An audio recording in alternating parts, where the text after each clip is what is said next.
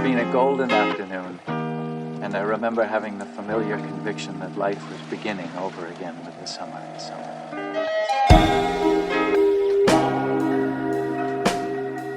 It's a huge world that exists off the internet.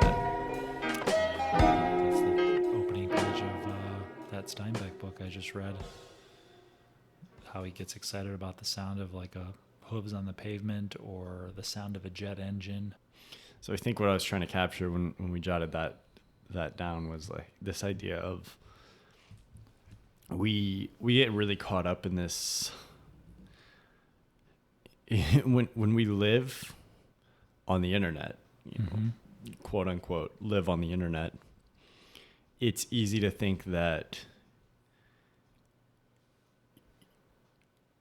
if it's not on there, it doesn't exist. Mm-hmm.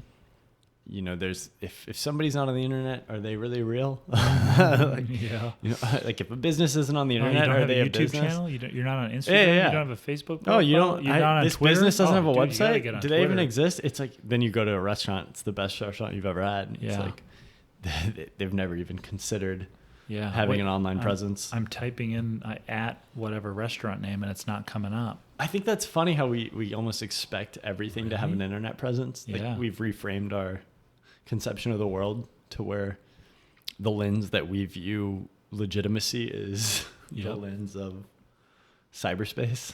I mean, you set up a Threads account right away, right? I've never been on Threads. Yeah, neither did I. I don't have a Twitter or an X, I guess. I don't have that. I don't have Threads. Talking never about will. Dating the podcast. It's gonna be Twitter again by that. Shit. Right. Just cut that out. Yeah, I don't have TikTok. Never got on the TikTok thing. Yep. Well, I mean, you gotta convert your long form videos into shorts. Into TikToks. Yeah. I mean, come on, dude. That's the playbook. I almost deleted my Facebook a couple months ago just to get rid of it. I think the only thing I like Facebook for right now is Facebook Marketplace. Yeah. That's why I didn't delete it. I was like, oh, I could use this for Marketplace. And unfortunately, when I was younger, I linked it to a bunch of other accounts. You stupid bastard. I know, I'm an idiot. And that's exactly what they wanted. I've never done that. I've got to sign in with Facebook. Yeah. Nope. I've got to figure out how to unlink the couple of accounts that are relevant linked through. I think there's only like one or two. If I can do that, though, I might just delete Facebook. Yeah. Because even Marketplace, like I love Marketplace. It's great. Oh, so good. Audrey has Marketplace. I probably need a layer between myself and Marketplace anyway. It sounds like you might too. I'm just sitting here like there will be 3 days where there's nothing. So last week it was the Canon A35F, late 70s auto rangefinder that led into the Sure Shot line. You're like, it's in the lot. The kid's grandpa, you know, he's selling his grandpa's cameras. I imagine he passed away. And there's all these SLRs in there. I've never really been interested in SLR stuff. And then this Canon A35F shows up, black. I'm like, oh God, I need that camera. So I messaged the woman who got like who he picked or whatever to buy the lot of cameras. And this is a lot of cameras for $100. This A35F, even though I don't want to sell it, like in working condition sells for like $200 on eBay. Yeah. And so I was like, can I get the A35F from you? She's like, yeah, sure. We're coming down from Sioux City, blah, blah, blah. Meet us at Casey's in Missouri Valley, Iowa. So I drive up there. That's some deep Facebook Marketplace game. And I'm like, I don't know if it works or not, but will you take $20 for it? She's like, sure. She gives it to me, $20. I take it home, clean it up. Thing works perfectly, except the flash won't fire. Don't give a shit. Don't care. Not going to use it. Not going to use it ever. Works flawlessly. The door's a little tricky to open because the light seals are jacked. So I take it to Walker Camera. He's like, yeah, I'll get the light seals done. No problem. I'm like, and then today I'm looking and an Olympus Stylus 105 shows up and I'm like, damn it. And not only that, but the guy's selling it for like $30 and you know, they're worth 85 to 100 on eBay. So I'm going, I can use this camera for my channel. I can experience it's easy to justify it. And then I could move it on and make a little bit of money off of it. Anyway. Were you a fan of classified ads back in the when you I was a classified sucker. I didn't really I think Craigslist. I was a Craigslist sucker. Okay, here's the connection. Holy shit. This just all came full circle. Yeah. Starlog magazine. science fiction magazine that I would check out at the grocery store. And I didn't always have the money to buy it, but in the back of the magazine, different people or stores that are selling comic books, not baseball cards, toys, vintage toys. Yeah. So you could mail them a self-addressed stamped envelope, and they would send you like a printout of their vintage toy catalog of their catalog. Yeah. No photos, just line items and what condition they were in. I cannot tell you how many vintage Star Wars toys I bought from those catalogs. This is the late 90s, and I still have all the toys. And I would send in to buy them. Usually, you had to call and provide a credit card over the phone. My dad would give the card. I would give him the cash. Yeah, and then the toys would show up a week later in the mail. Incredible. And now I'm doing exactly and now you're doing the same thing with. I mean. We talk, eBay and we talk Facebook about Marketplace. the pitfalls of the internet, but it's like, man, sure is a lot easier to just have Facebook Marketplace serve you exactly what you're looking for. Here's another level of how bad it's gotten. I will drive around a neighborhood full of mid-century modern homes here in Omaha, thinking some older folks live here, maybe in their 60s, 70s. They're people that maybe are more worldly, going to the travel thing, they've explored, whatever. I bet you they've got some cameras. Yeah. I literally sit there and fantasize about knocking door to door going, I'm not selling anything. I'm actually looking to buy. Do you have any old cameras that you don't, whatever? And if they're like, oh gosh, they're whatever, I'd like, here's a card. Yeah. If you find them, let me know. Take a photo, text it to me, whatever you want to do. I'm interested in buying old cameras. This is the arbitrage. This is the method, right? This is, you just skip the marketplace. Yep. Don't negotiate. Yeah. You go to the source. They just reach out to me. Would you like to make a couple extra bucks? I'm going to work this neighborhood today. Yeah. And they're over here like, oh man, you just paid for a dinner. And you're like, I just got a $300 camera for $25. I shopped my grandma the other week. I had my mom, when I was home, I asked my grandma if she had any old film cameras, and she's like, I think I do. So my mom followed up with her the next time that she saw her after we had come back to Omaha. And sure enough, my mom sends me 2 photos of one, a kind of a Kodak point and shoot that wasn't too exciting, other than it being my grandma's camera that she took literally all over the world and took photographs with. Every family photo from But my grandma's been to like 80 countries. Yeah. Like she's been everywhere. And then my grandpa had bought her a Canon Sure Shot, one of the maybe late 80s, early 90s ones. It's funny how you have kind of pivoted from Digicam back to film. Yeah. It seems like, because there was a moment there where you were like, Digicam. Yeah. And now it seems like you're kind of back to like film for now. And I really like doing both. You're just like hurting yourself. You're like, what's the most expensive format? Well, and I'm using the Digicam to fill in the gaps between when I finish a roll, because I don't always finish a roll on one outing. Yeah. And then, so it's easy to offload the photos and so then I also want to amass a couple rolls before I send them off for scanning and developing to minimize the shipping cost and all that stuff. So the Digicam, which I'm still interested in, I like the CCD sensors. I like everything I'm doing with the Digicams, but it has a faster turnaround time. But I'm definitely, and this is where it frustrates me a little bit, and this might be a topic for another conversation, but I'm sitting there going, I'm still shooting digital. Yeah. I'm just taking photographs with film, paying someone to digitize it, and then I'm just editing it's not, you know what I mean? Like, well, if I'm really doing it, I find some access to a darkroom. I do the process. Yeah. I mean, I think this is definitely a discussion for its own episode. Maybe it's like an episode at a darkroom even. Because I know we've talked about stuff like that, but the inaccessibility of the back end to film photography, there's a hole in the market right now, and it's not really a hole. The market's just not there. Yep. I mean, I think the film market is a little more robust than people initially expect. I mean, you raise prices, and less people shoot film, but it's still pretty popular. So, I mean, that's a good test for how robust the market is. Now, during a full economic downturn or something, do people still invest in film? That's to be determined. But the film market is robust, but we don't really have enough of a market footprint to justify that. And there's some companies. Intrepid has, you know, a home darkroom kind of thing. You can get developing whatever, but you know, a lot of the good darkroom equipment, you know, if you're doing color darkroom, it's virtually impossible unless you have access to a full industrial darkroom. Right. The equipment's just hard to find, hard to maintain, less and less people that actually know how to maintain it. Scanning's one thing, but yeah, if you're doing like full process, it's just, there's not a lot of, and I would love to see some of the modern technology, some of the technology that's been developed over the last 25 years, 20 to 25 years, applied to recreating some of those traditional darkroom processes.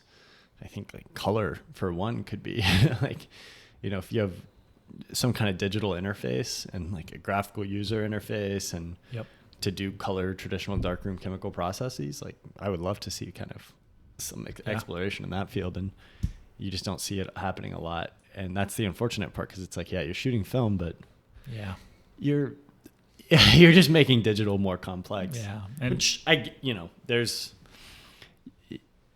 if you had a color profile and a sensor that you could just make look the same every time, I think that'd be appealing for a lot of people. And I think that's why film is appealing. But yeah, and I think if I have any, you know, sort of like having just, I think I've shot maybe 9 rolls of film. Yeah.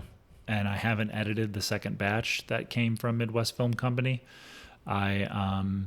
You're in that like very convoluted editing process too. Yeah. Especially the way that they do it with the, you know, a log profile, and there's, you know, just a lot of room to make it look the way that you want to, tons of latitude in those scans and all that. And I have, you know, I'm trying to do it in DaVinci Resolve because of the LUTs that you need to apply. Yeah. Cody figured out the Capture One workflow and all that stuff we've talked about. But, you know, the one of the barriers is there's just a lot of work to get the image, like, you know, whereas the baseline with the digital, and then that's just the way that I edit it with a little bit of film emulation and kind of, you know, doing some minor tweaks, like the turnaround time is much faster. Absolutely. But I also like the idea of continuing to hone my skills with editing photos and how that might translate also to color grading footage, digital footage and all that to improve there. I don't find that I love that process. Like there's something that I fantasize it's with not the most photography where like you take the picture, you send it off to get developed, they give you your scan, and like the image is there and it's beautiful, but somebody in that lab would have had to have made it that way and made choices. Which is the way I started to look at that at a point was I got, you know, decision fatigue at a certain point. And I'm just like, let an expert deal with it, right? Who's been doing this. And yes, it's like they're making choices, but I almost look at it as the same way as a director has to give up a little bit of autonomy when he's handing off to a DP. That's right. It's still his vision. But you know, that's why you're careful about who you select to be your DP. That's right.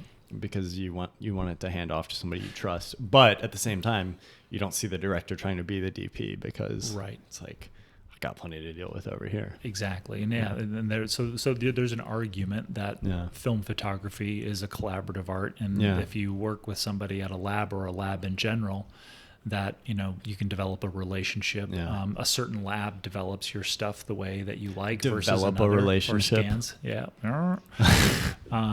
And make it collaborative. I could see that. Yeah. My dream is obviously to have, you know, I want a lab relationship, like a close, and I want a local lab. That's one of the difficulties of living in Omaha. Yeah. I just want a local lab experience, but I mean, I also want a home darkroom. Like my ideal would be like a studio this size, and then, you know, whether it's downstairs or what, like a connected darkroom. I mean, if there's a dark room and like a shooting space, that'd be great too. But yeah, because it's a part of the process that I've explored, but I've never had the resource. That's kind of a, you know, giving an excuse. But sure, I haven't had the resources to do it the right way. Yeah. And I think it's like the painter argument. Like, how do you paint all the time? You just have paintbrushes and paint ready to go at any time. Yep. And with me, the darkroom's always been like, okay, got to report chemicals, got to do this, got to do this. And for the masters, the photography masters who had their darkroom set up, it was always, they know where everything is. The chemicals are fresh. They're doing, they're developing several rolls a week. Yeah. And it's just an ongoing process. It's just, this chemical's running low, needs to be replaced. Yeah, it's I don't want to equate it to, like sort of the ritual. It's it's like mowing the lawn. Or making coffee in the morning. Yep. It's more than that, but it's something that just becomes a natural part of the day. So that if you didn't do it, you would feel like something was missing. And it's really difficult to do when you are, you're shooting many different recipes of 35 millimeter. Yeah. Black and white. I'm doing color. I'm doing this new motion picture film, yada, yada, yada. Yep. That makes it more difficult. But then also, if you're only shooting 2 rolls a month, is it worth having the darkroom set up? It's like, oh man, this is great. Yeah. Well, this is $20,000 to do the whole setup and to do it the right way. And, what are you doing with the work? Mm-hmm. But I do think it's interesting. I want to kind of reel us back into this conversation of, I mean, this is, ironically, it's a really good discussion to have about it. Like, there's a huge world that exists offline. Yeah. And this, from a personal example standpoint, what comes to mind is, last year was the first year that I became comfortable with taking rolls of film, like shooting rolls of film, and having no scans of them. Mm-hmm. So like I have some rolls that I've developed, and I've actually printed some of the photos through Darkroom process, and I have no digital copies of them. Interesting. And even at a certain point when I'd send off, especially with a 4x5, like I'll send off to get the scans back, and quality was just kind of like, oh, whatever, because it was just for my mind, I wasn't taking the photo because I was like, oh, this is going to be a great Instagram photo. Right. Or this is going to be whatever. Great content. Yeah, this is, and I shifted to where it was like, this is just work. And eventually I will go through this work and I'll, edit it together in some way or another. But so I have, archives of work that have no digital footprint. That's interesting. And that's such a hard thing to wrap your head around. And I think in 2023, for some people that are listening, I'm sure they're like, that's all my work. Yeah. And I've got, what do you mean? I have 35 years of that. But, for me, that was something new to wrap my head around of, this exists. It's just as real as anything else. And it's not a file on my computer. Yeah. There's not whatever. And some of it, it's like, there is a file, but it's really low resolution. It's literally just a reference. So I can be like, go to negative, no, for like cataloging purposes. Yeah, exactly. And that was a really interesting moment for me, because I think we've been trained over the last 20 years to think that things, if there's not a digital variant, then they don't exist. Yeah. And I'm just curious, like, what are your thoughts, like, whether it's a piece of writing or a business, like if you're building there's a lot of people who build businesses that are primarily online. Like, there's not a real human aspect to it, which is crazy to think about, because if you, like, 25 years ago, that was not possible. Yeah. I mean, it was 25 years ago, but 30 years ago, we don't have to go back far, early 1990s, late 1980s, to where you could run billion-dollar businesses and there's no, internet of what the business is. Yeah. Everything's done by paper. It's filed, carbon paper and carbon file drawers everywhere. And there's plenty of books that have been written that never relied on any form of digital anything. And so I'm that's just a kind of a thought hole I'd like to dive into. Yeah, the first thing I started thinking about was, what's the last thing you created that was completely... Well, I'm going back to, like, I literally had like a journal from 4th grade, and then I journaled a lot in high school. and this was early high school. So it started handwritten, and then my mom brought home an electronic typewriter word processor where you could like preview a sentence before you printed and onto then like the paper. you would hit it and then it would rapid fire whatever. So I took what I had from like fourth grade and anything handwritten, and I upgraded its analog form to something that was on the typewriter, right? And then when my dad brought an Apple laptop, a friend of his sold him one that he had. Was this like the Pear thing? Like this wasn't. No, this is older than that. This gotcha. was So like this is pre-Steve Jobs, not the clamshell, like with the just colors and all that. This was just a gray dinky utilitarian, like Mac OS, literally a trackball and 2 buttons and a keyboard and all that. It was like Mac OS 7 or not Mac OS. It was like OS 7 or something, whatever they called it back then, Mac Classic or. And I then took all that stuff that was typewritten and I digitized it. I literally like That's a hilarious. monk, like hand type. You're like copying the Bible. You're like, And I took a keyboarding and formatting class in high school, so I could type fast, and I still can type relatively fast. And I'm like crazy, but so it wasn't like a huge obstacle to literally look at the thing and type it all up. So I digitized it even back then. You were like ready to get away from it. You're like, God, this is the future. The computer really spoke to me, and it always has. And, so then from there on out, any journaling I did, because I could type, like that was what unlocked it for me with writing, was handwriting was painful. Typing over time. Typing was, I pleasant. Never got sore, and I could type as fast as I could think. So, that was the no-brainer to me. The act of typing is an enjoyable thing, I think. Even to this day, it's hard for me, even with like an Apple Pencil and an iPad, it's hard for me to do handwritten stuff in long sessions. Mm-hmm. I'll jot down notes. Like I'll sometimes like need to get to something so quickly that I just You're not going to be writing out your novel though. By hand. Not going to be writing out the novel. Although like when Quentin Tarantino talks about handwriting his screenplays and then like kind of doing a second pass while he types it up, like that's kind of an interesting process to me. There's something I like about that. I've done similar processes to that, or even like you do the first draft on the typewriter, and then you keep it on the typewriter until you get to a certain point, and then you transition it to the computer. But again, with the complexity thing, it's just like you're adding all these layers of which is sometimes it's good because it's forcing you to reevaluate the work and then with I think that's interesting though that your drive was to get away from it was just drawn to the removal of friction from the computer. And I similar experience with cameras, you think? Yeah, maybe. It's weird because, like cameras for me in the 90s and early 2000s, I mean, I was shooting on like a disposable, not shooting on like this was more like, hey, I'm going to London, I better take some pictures. Grab a camera, It wasn't like I'm going to do photography while I'm there.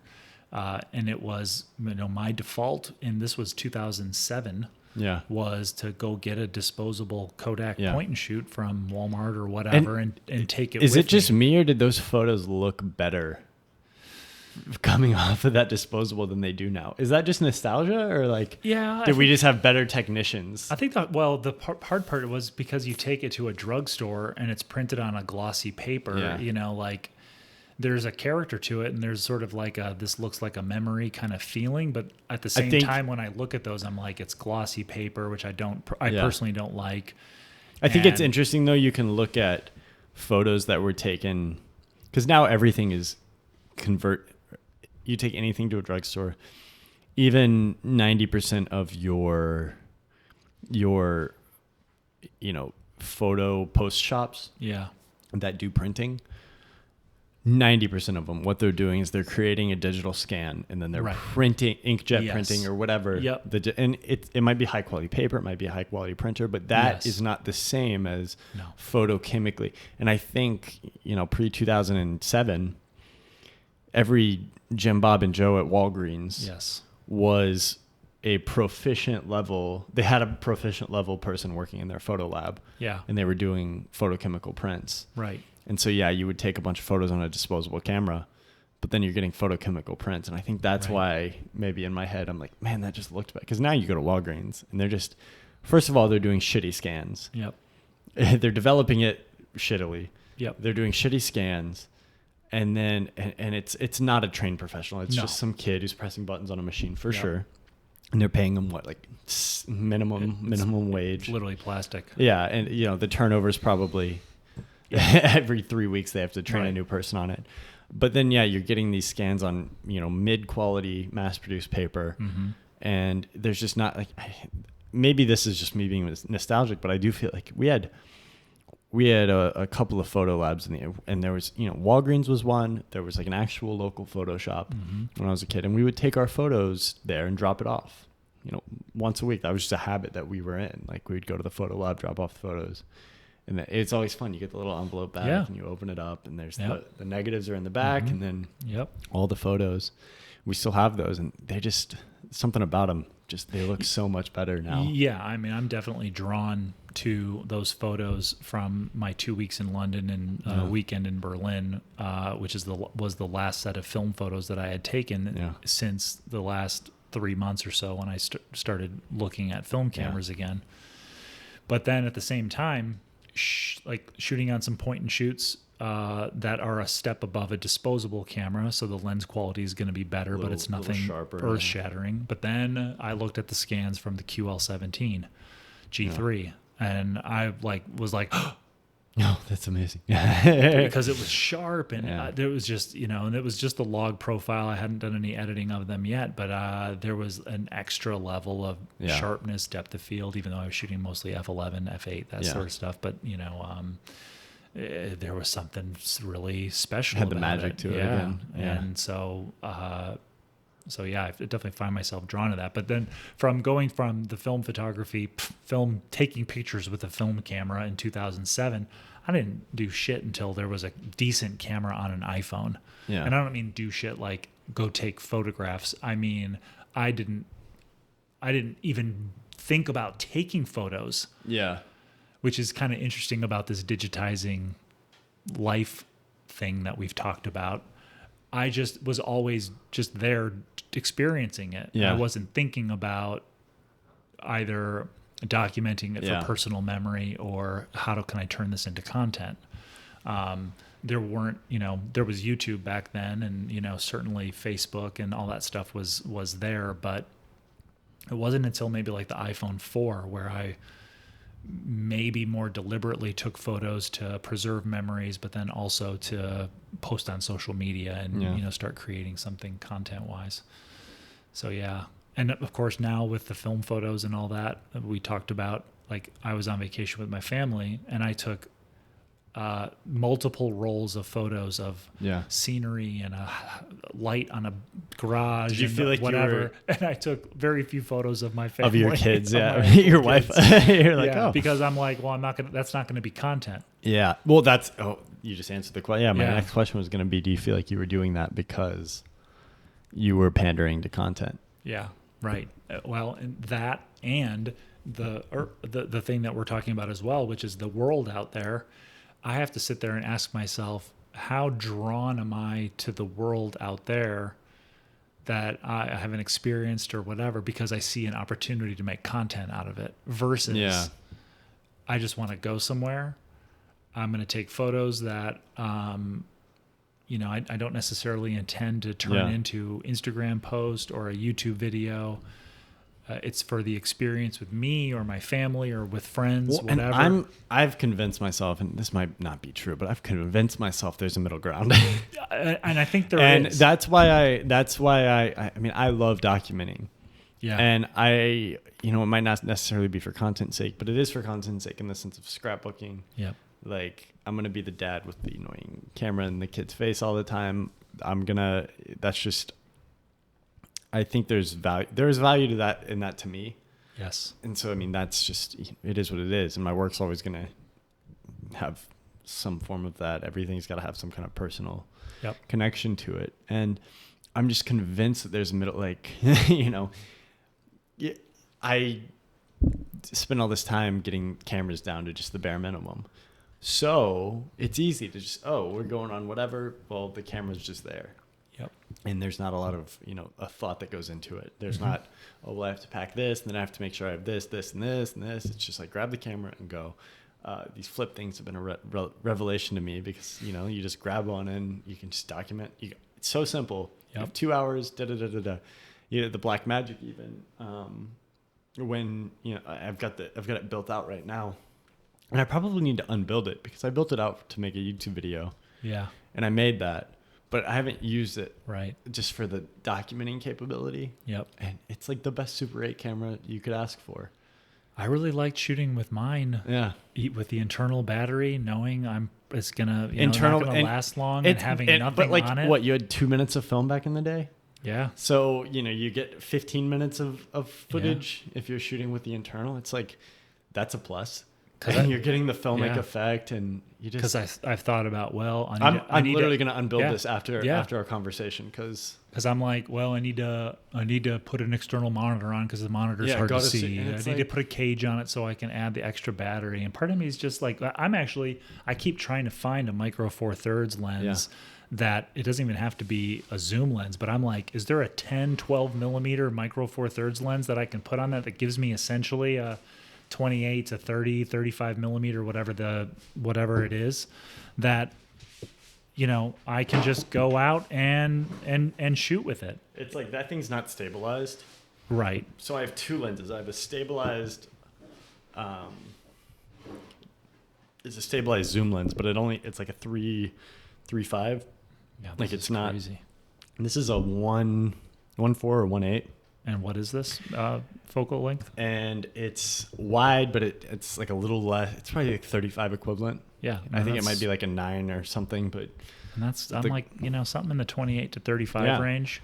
No, and it works great. It's all manual focus, manual clicks. Yeah, it's as solid as a rock. It's so small. Like, right, that thing is little. And I mean, how small the camera is when it's not built out. So it's actually a pocket camera. Yep. And I'm like, I'm like, I want to buy a Super 8 camera and da-da-da. It's like, why?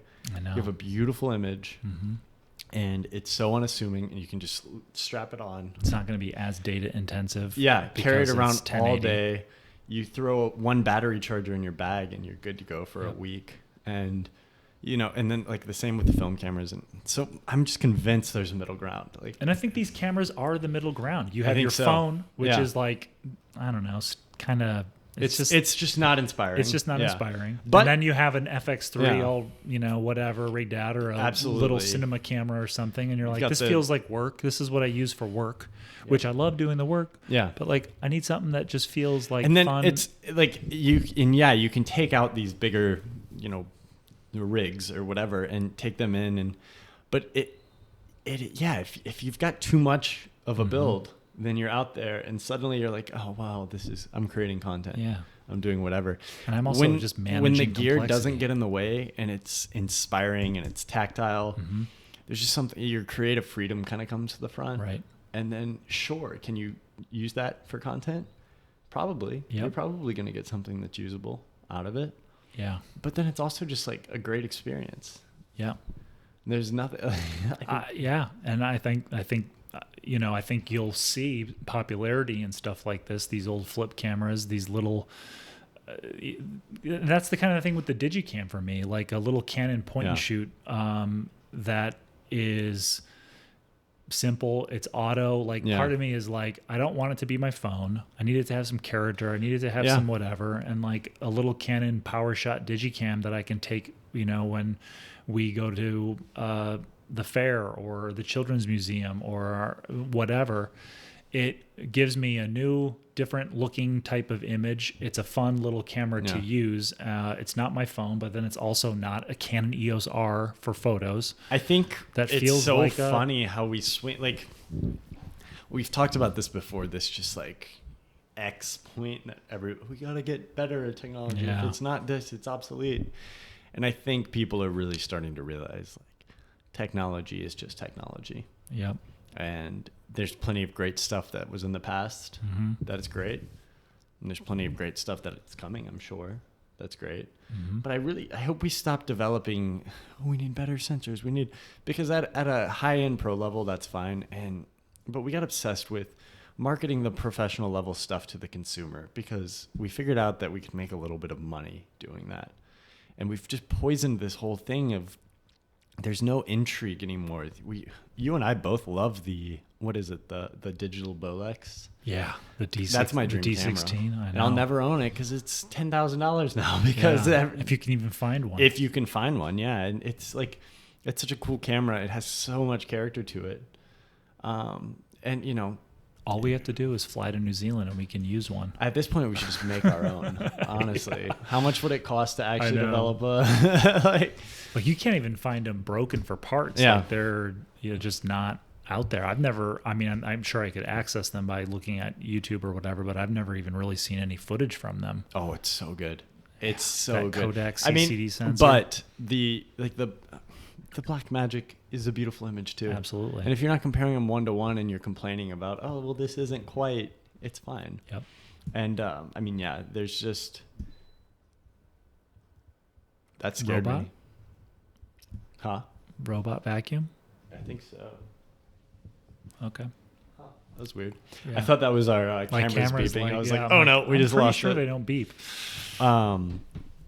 No, I think it's, I hope we're getting to a point where, one, I want to see technology that's ever present. I'm just sick of stuff that's like this planned obsolescence. Yeah. And I want to see stuff that has a little bit of, just character to it and actual use cases because, it's like my Sony camera, I've got the Sony, I don't even, A7, whatever the newest one is. You've got the newest Canon. And it's like, we don't even use if I have a job, if I'm doing like an agency shoot or something, it's fun to shoot with and it works and it does the job great. It feels good in the hand, no complaints. But I haven't taken that thing out of the cabinet in a month and a half. No. And even I used to use it for YouTube camera or YouTube videos, and I love it. I mean, it puts out a great image, but even that, I'm like, oh man, I kind of like the black magic. This is a little more fun to shoot. You can zoom, really get close, and just. So I don't know, man. I think it's just this. The middle ground is I think it's out there, where it doesn't have to be a chore to record things. It doesn't have to be. You're so caught up in your digital world that you're not, in the moment. I think I think the technology has made it difficult for us to feel like we're in the moment. But when you're shooting with a film camera, I don't think anybody would argue that you're out of the moment, that you're caught up documenting. I think it's a result of the technology. Yeah. Yeah. And I'm drawn to it I think when being digital is your work in your life, with me, with the computers, with the live streaming, with vlogging on the EOS R, shooting with my C300 Mark II for, some of the other videos that I do, I'm looking for stuff that just feels like an escape from the stuff that's more associated with work. Yeah.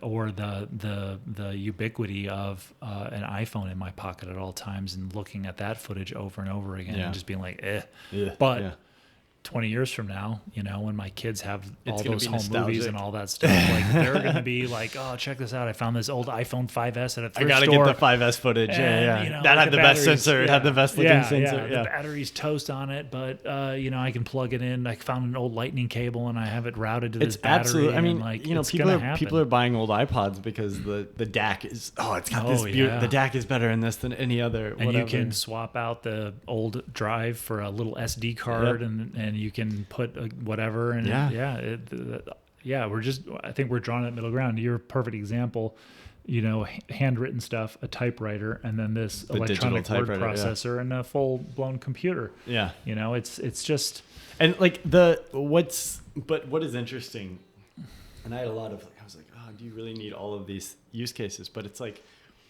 my favorite use case, I guess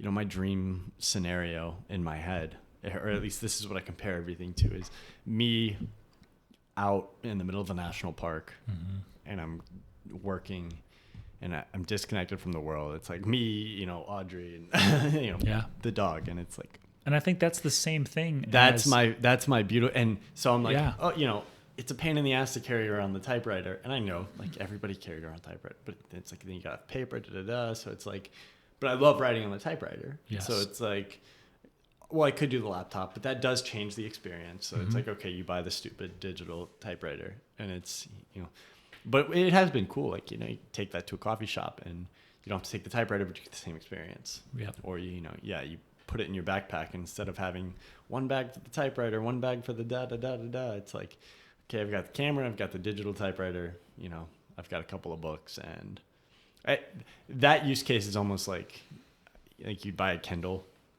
Like, regular books are great. Yeah. And I prefer regular books probably most of the time, but sometimes it's cool just to be able to put the Kindle in your pocket and go.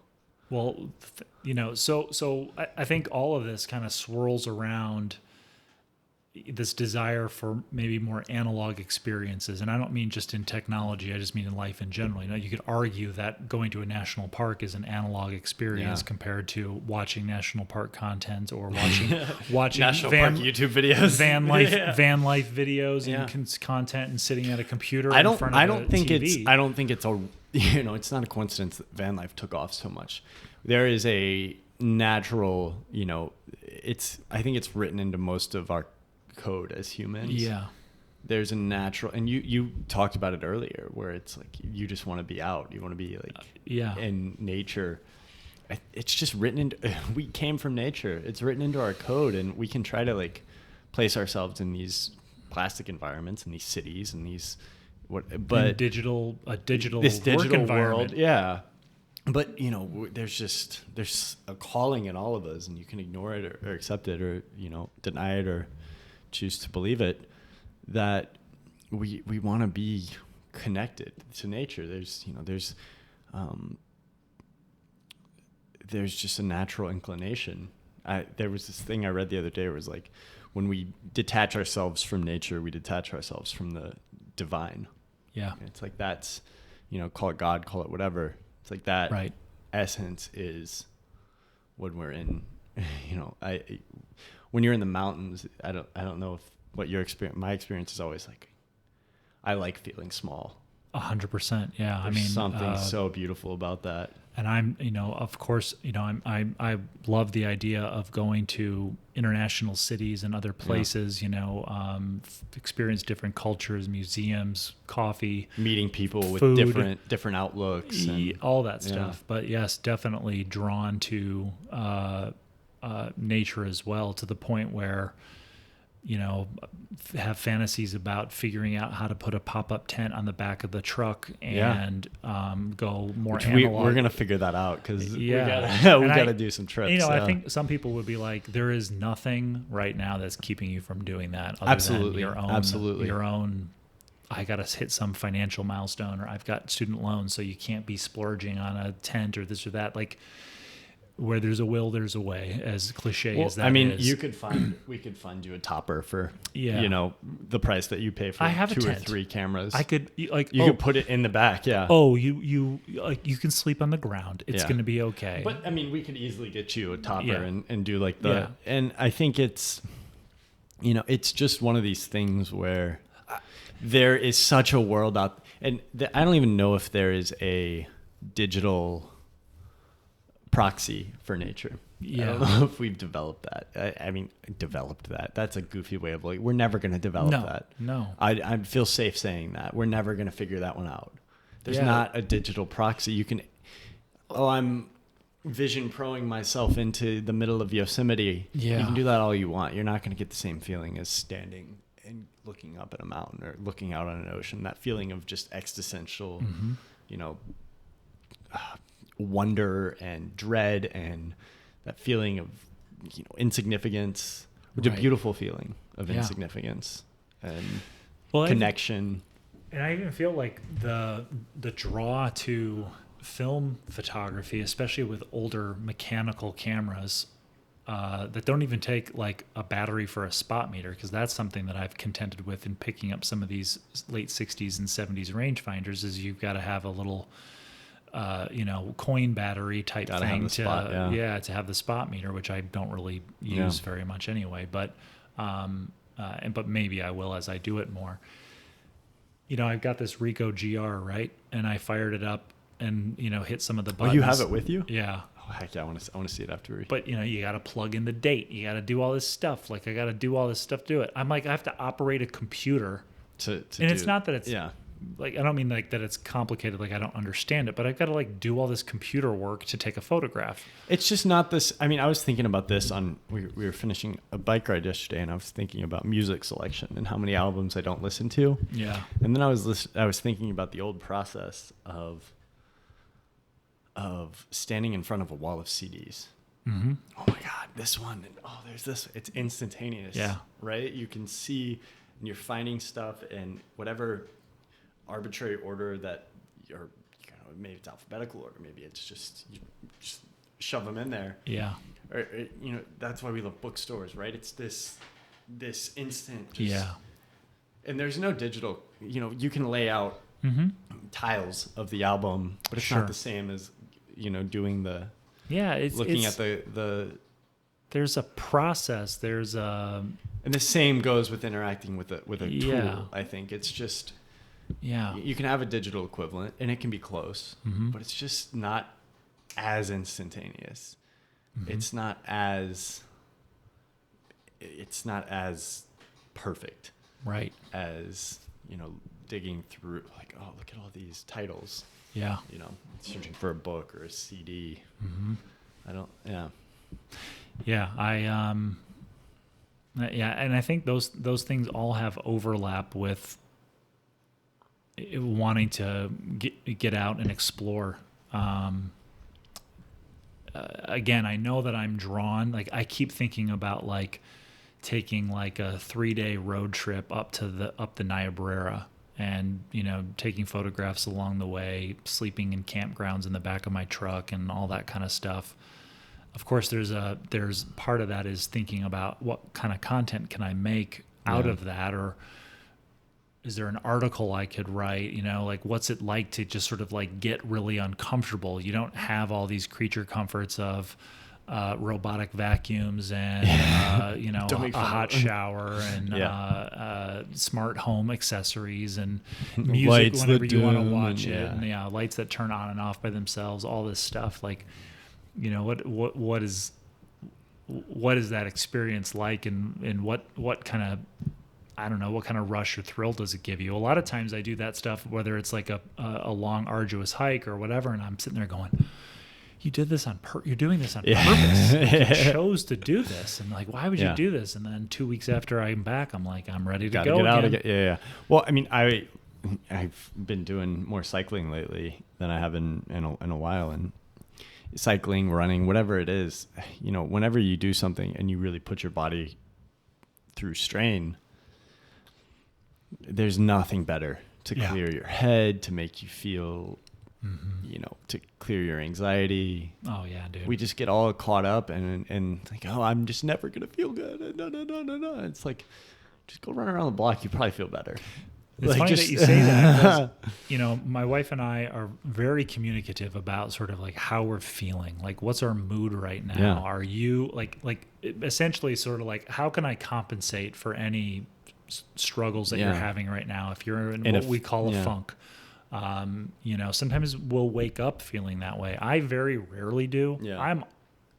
I'm mostly in a good, happy mood. Yeah. There are certain things, of course, that can weigh me down, whether it's like too much crap in our house and clutter, or I feel like I'm the only one that's picking up after stuff, little things like that. But, this is all minor. I'll definitely get pointy too. Yeah. Like, I think that's, But there's some days where I'll either wake up in a funk where I just not motivated, I'm down on myself about where I am, this or that, or something will trigger it. It used to be when I was pursuing screenwriting, a friend of mine from film school or somebody I knew from screenwriting Twitter sold a spec or had some big thing. Some success, and then your ego's like, whoa, this is not okay. Or I'm just like, like, when's it going to be my turn and all this stuff, all that kind of stuff. And you just get in a funk.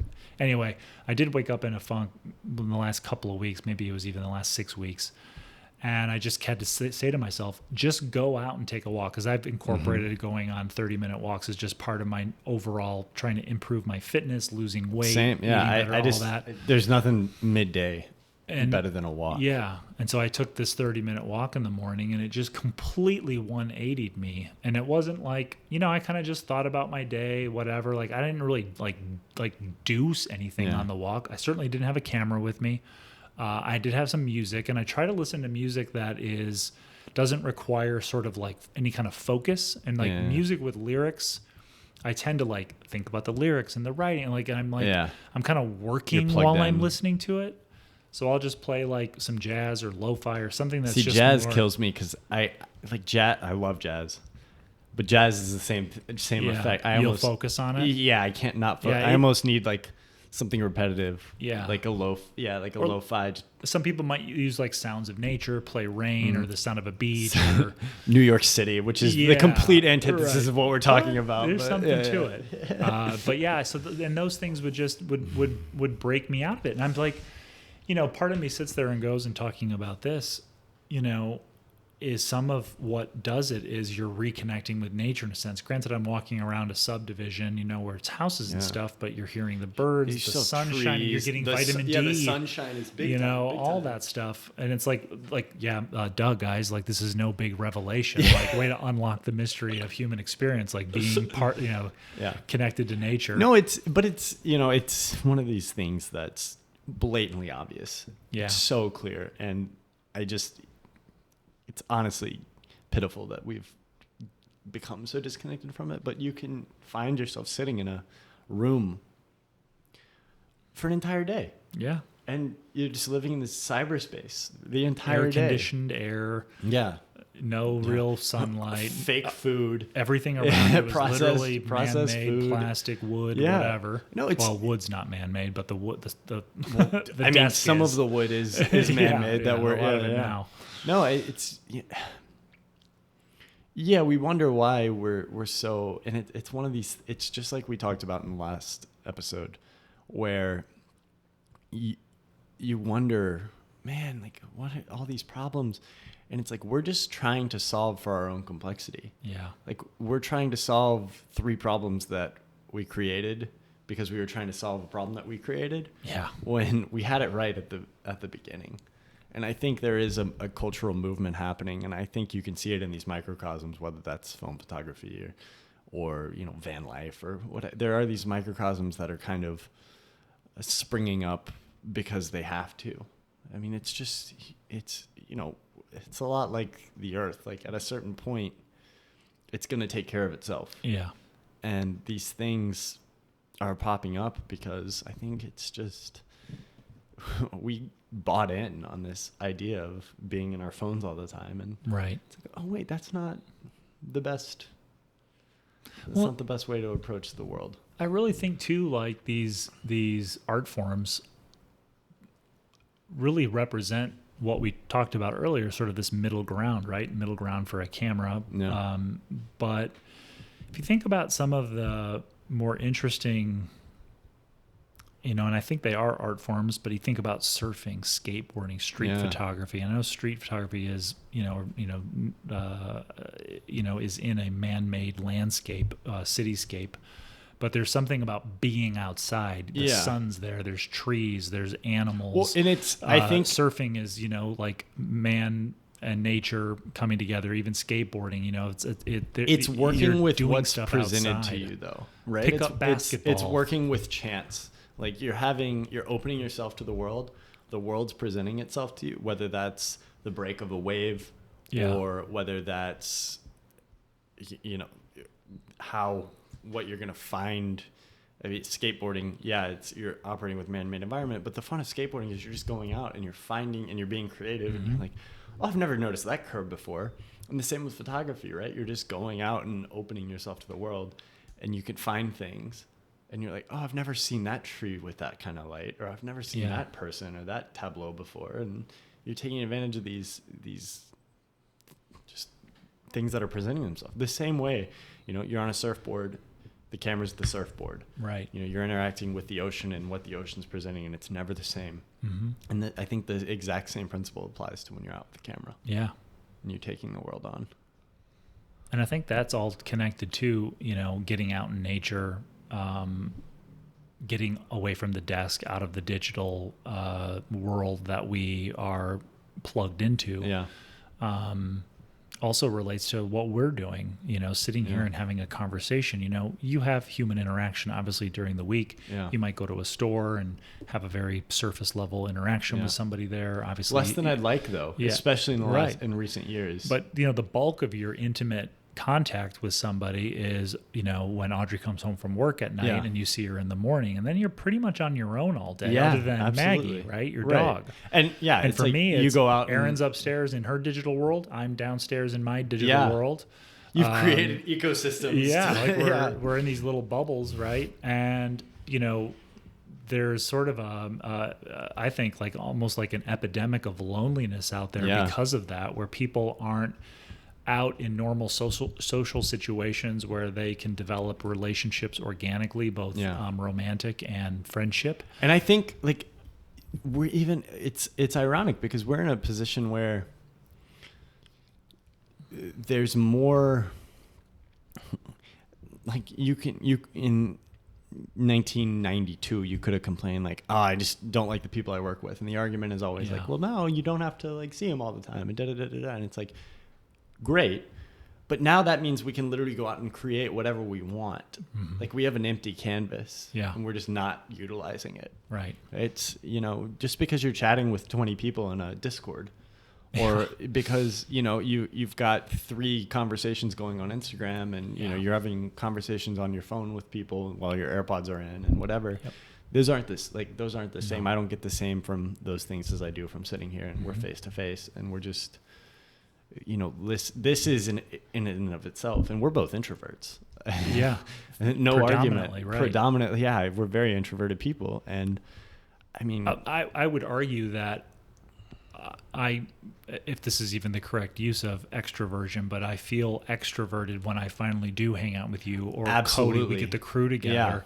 All of a sudden, it's much more animated, joking around, whatever. Like, you know, we obviously have it's very easy to be around each other. There's like a rapport there. You know, you, Cody, you know, and that's where I say all the time how grateful I am and lucky I feel that 100% in Omaha I have 3 friendships with other men that absolutely are, you know, at a level where it's like, hey, Alex, do you want to go see a movie? Or, hey, Cody, want to grab lunch today? Hey, DJ, are you down for some golf? Where I think a lot of people, they have nobody. There's nothing. And it's and even if it's a, you know, speaking of male, from the male perspective, even if maybe they're married and or have kids, but they don't have like a male friend with something in common, where, you know, so not only is there from our digital lives a desire to get into nature, to go out, travel, new experiences, unplug from the digital world that that you access at your desk. But to then also have those real human interactions. Again, I know we're not uncovering like some huge revelation, but basically we're talking about these forces that are at play in our lives that drive us into different ways to express ourselves, to explore creativity, to connect with other people, to go to different places. And, you know, the pull is, as we've been pulled more and more into digital from, at least in my age group, having really no digital life other than maybe video games when I was a kid, to an entirely digital life where I'm not only consuming it, but I'm also creating it for other people. And that's the funny thing is, and I've become way more aware of this in the past 3 years, and I try to analog as much of my life as I can.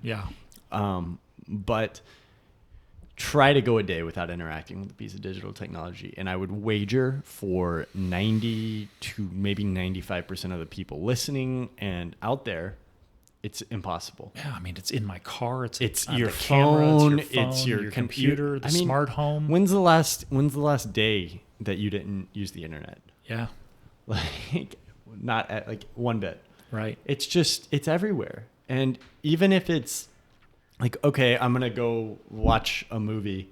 Yeah. Well, are you watching on what streaming platform are you using? Right.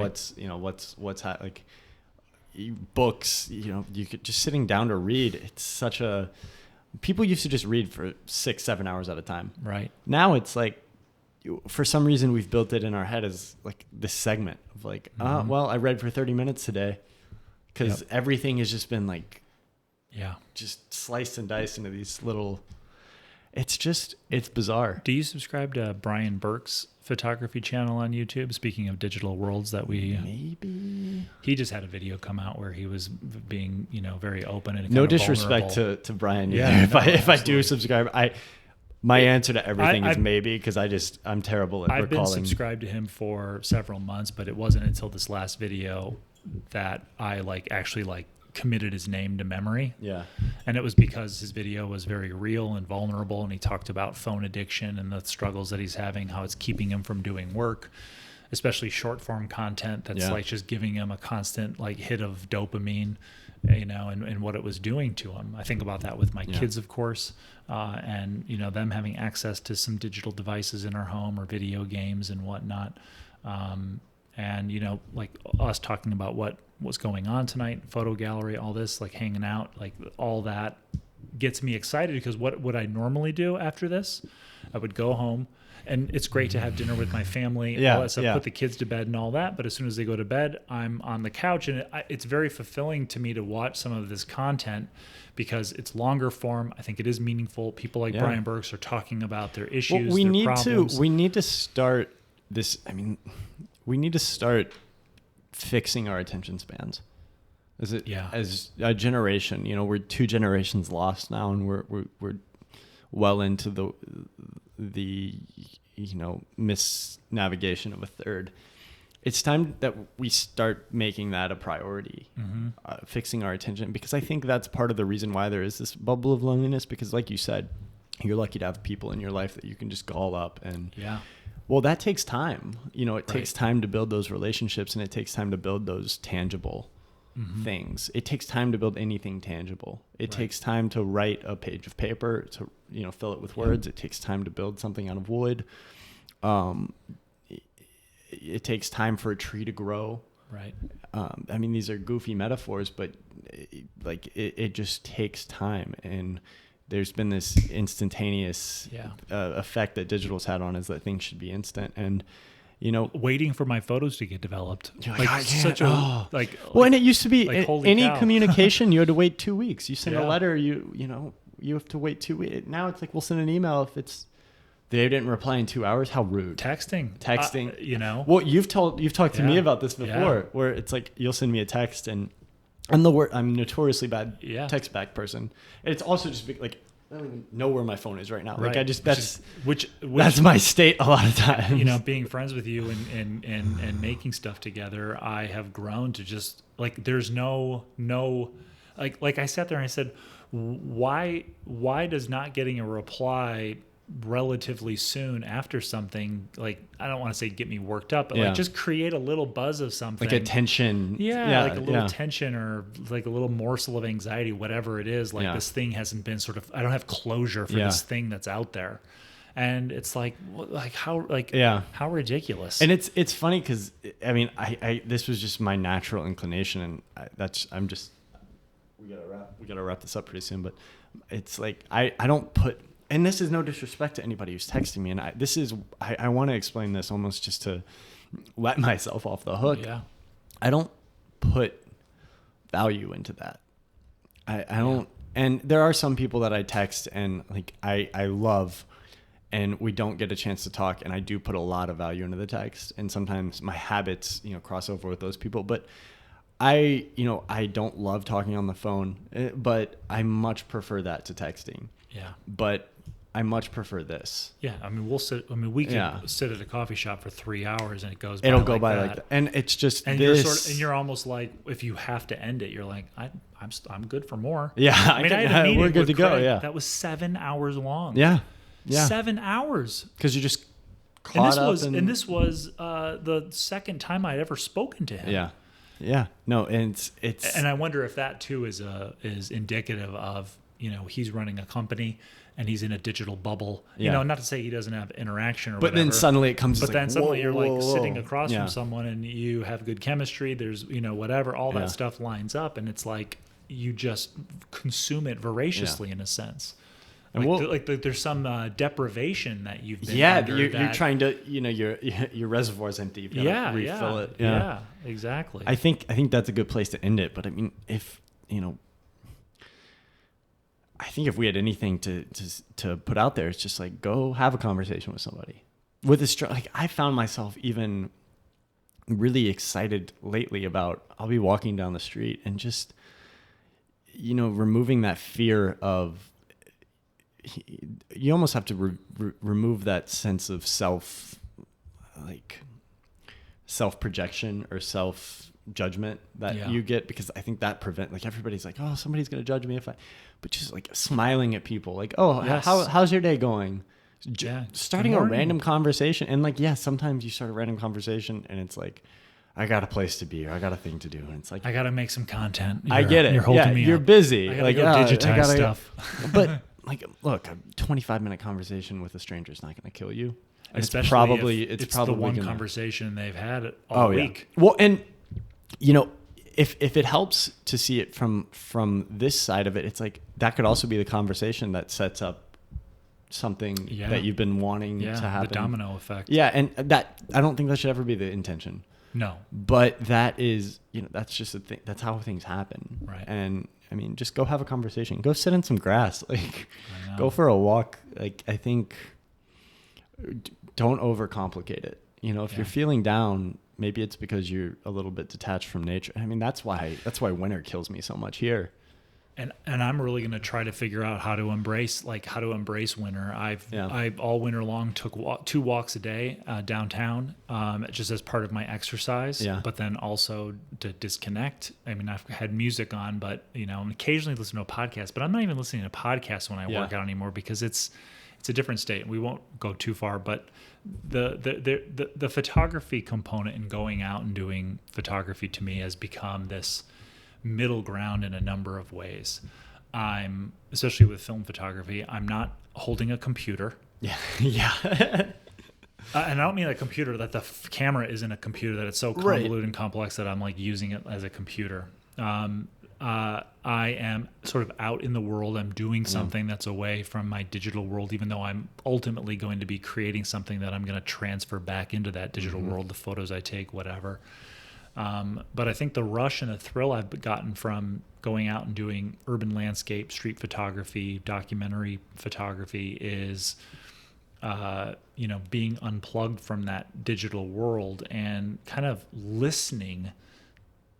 It just sounds so corny, but listening to the source, the universe, whatever. Just interacting with what's presented to you. Yeah, and I think when people go to nature, like it's like sort of shoved in your face, like these mountains, this lake, this stuff is amazing. Like look at what just exists out there. Yeah. And when I do that in a city or a urban setting, a suburban setting, like I'm looking for that, and then I can capture it. Whether like you keep the photograph for yourself, it's there, it's analog, or you digitize it to put it out in the world, to share the work. I think, like Vivian Mayer took all these photos and nobody even knew they existed. Right. And it's like, that didn't make her any less of a photographer. No, it sure didn't. And I think, we talked a little bit about that idea of like synchronicity, and just, when you open yourself up and you're willing to listen to the world,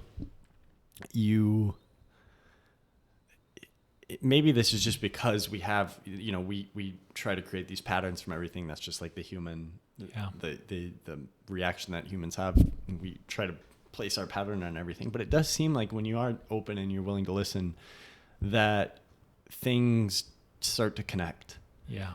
We have all of these random things that are on our mind, and then we sit down to have these conversations, and it's like, I didn't even consider this connects to this, and this connects to this, and just everything connects. And it's like that feeling in nature where you feel small, smaller than you've ever felt, and more connected than you've ever felt simultaneously.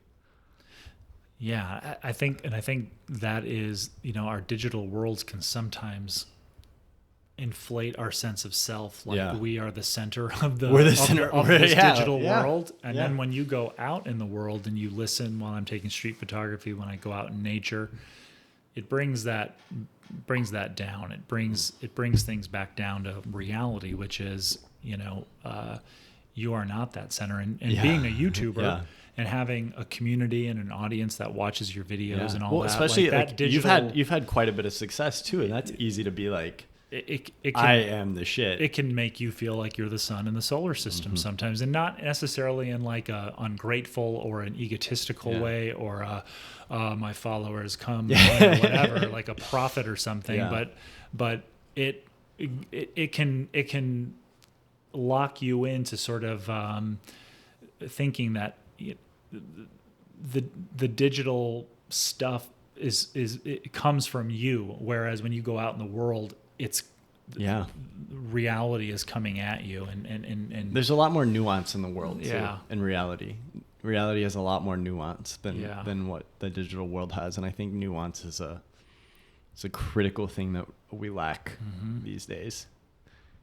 Part of that, I think, is just because everything's a binary. Yes, and trying to see the gray. It's funny, like the code is rewriting our code. It's rewriting our metaphors, how we structure the world, or conceptualize the world, and that's interesting. But I think that's a good thing to wrap it on. It had been a golden afternoon, and I remember having the familiar conviction that life was beginning over again with the summer.